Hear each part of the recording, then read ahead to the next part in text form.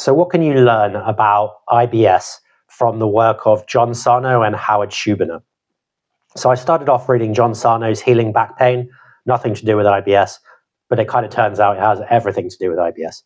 I then read Unlearn Your Pain by Howard Schubiner, another fantastic book. And again, nominally it's about pain. I guess IBS is just another type of pain, but it really applies to all chronic conditions, from unexplained chronic conditions, I should say, from chronic fatigue, IBS, chronic pain. And if you're experiencing any of those things, I think this video may well be of help to you. So Howard Schubiner really continued John Sarno's work.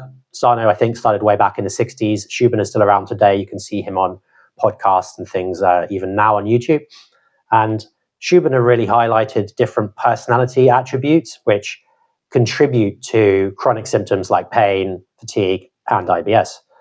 So one really common one with that is perfectionists, hyperachievers.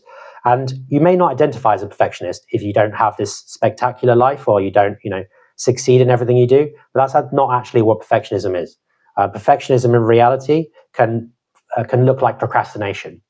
You don't do what you want to do because you're so terrified of failure, because nothing's good enough unless it's perfect, that you just do nothing at all. So, you can look like this perfect person doing absolutely everything right, or you can look like this person who's kind of never done what you wanted to do in life. And either one of those patterns is extremely damaging for your nervous system and, can dysregulate your gut and lead to all types of chronic symptoms, especially IBS, because the gut is highly sensitive and is often where these stress patterns come through. Another personality pattern highlighted by Schubiner is people pleasers and helpers. And those are the people who kind of supplicate their own needs and always try and meet the needs of others. So, if you're always finding yourself saying yes to things, even when you don't really want to, because you're worried about hurting someone's feelings, that has an effect on your nervous system. So people who always say yes need to really learn how to assert their boundaries and say no. And that can be very curative for your nervous system. Then we've got like Stoics, and Stoicism's actually got really good press recently. I think it's like Ryan Holiday, is it, who always talks about it and how, it's great to be stoic about life and to not, expect too much and just to kind of roll with the punches, shall we say. And that is great. And acceptance is a key part of healing. But sometimes you can take it too far. And when Stoicism goes too far, it looks like repressed emotions. It looks like not really being in touch with how you feel, because you're just saying, oh, I'm okay. This is just how life is. Roll of eyes, get on with your day.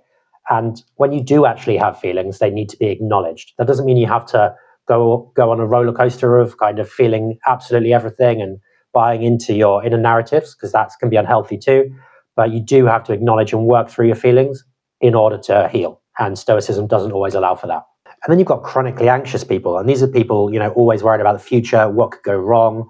What will my boss say? What in 2 years if I get made redundant?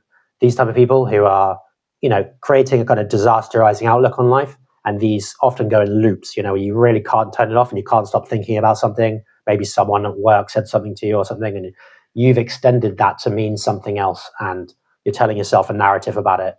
Again, this has an enormous effect on your nervous system and can exacerbate your gut issues.